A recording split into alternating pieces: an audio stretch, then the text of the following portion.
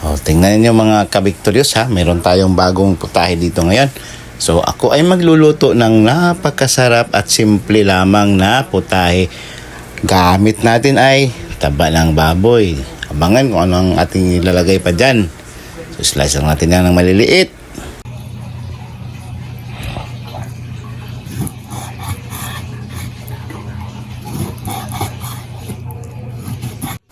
Ayun, oh.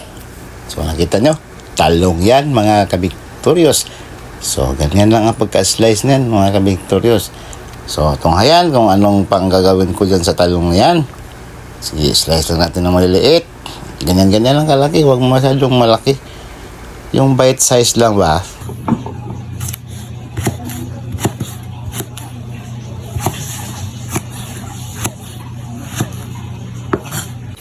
Yan, maglalagay na tayo ng mantika sa ating kawali.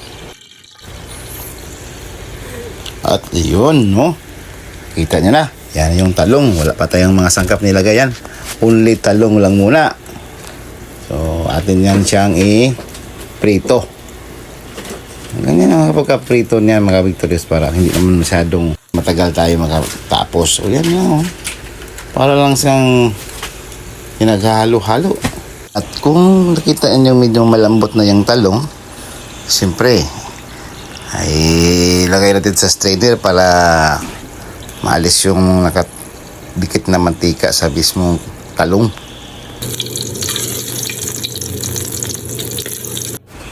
At yan, so itatabi muna natin ang talong na yan at saka magpiprito pa tayo ng karagdagang bahagi niyan. Yun. So, the same process. So, hanggang lalambot siya at yan, ito na. At, testingin natin kung malambot na ba talaga. At siyempre, strainer na naman. At, abangan ang susunod.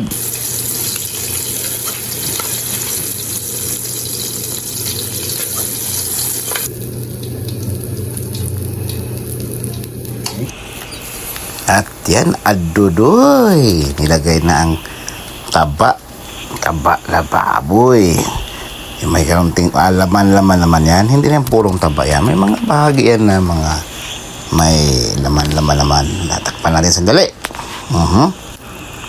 At pagkatapos natin takpan ng sandali, i-mix naman natin. Buksan natin yan. Tsaka pagkahaluin. Siyempre, bawasan natin ang mantika kasi pag tumas mantika, it's good. So, kalamtamang mantika lang ating gagamitin. Siyempre, yun. So, yung mismong mantika na yan ang ating pang-saute. So, naglalagay na tayo ngayon ng bawang. Palang babango yan. Yan yung mga sangkap. Dadagdagan natin ng sibuyas.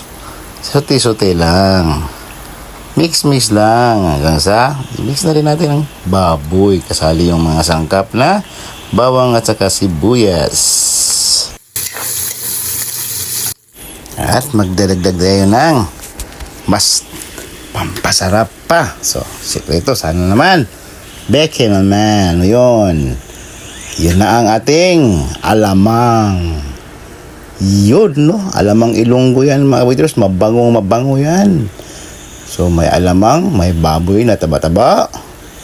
Mix na natin ng kaunti ang alamang para ma-even at saka mag-mix ng husto sa ating karne. Yan. Yun nga palang alamang na yan ay tinatawag namin sa amin na bagoong alamang. Kaya medyo may kaunting alat yan, ha? Yun. Parang ginamos ba?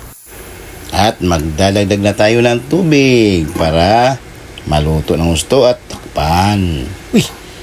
Bigla lang binuksan. Luto na pala. At nagmantika na siya. Yun, oh. Nagdadagdag tayo ng kaunting asukal. Patarap-tarap. Patamis-tamis. Yan. Uy, ano. Gimix na natin ang talong. Yung kaninang talong nating giprito. Lahat-lahat na ang talong na yun. Lagay na natin yan. Oh, pag maluto yan. Ako, sarap. Yan, maglalagay lang tayo ng kaunting tuyo. Pampatingkad sa kulay.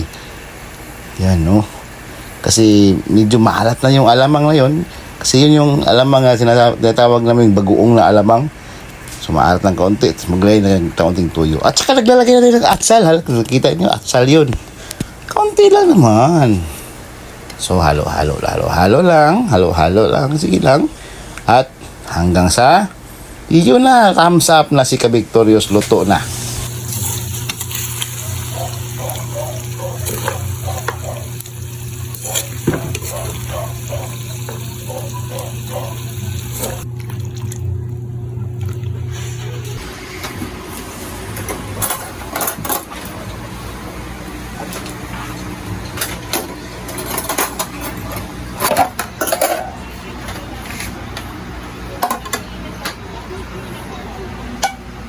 Wow.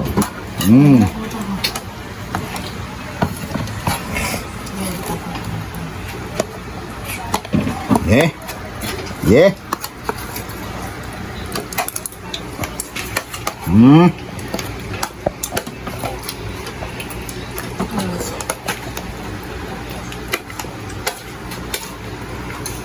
Ami kaayo kay hurot na walay sulod. So mo galing after. Ito na yun ang after. Kanina before, marami pang laman. Ayun no. Si cameraman no. Hurot. Malamig TV, hulot lang, malamig kaon, busugan naman sa talong at binagdungan. Ay! Thank you Lord.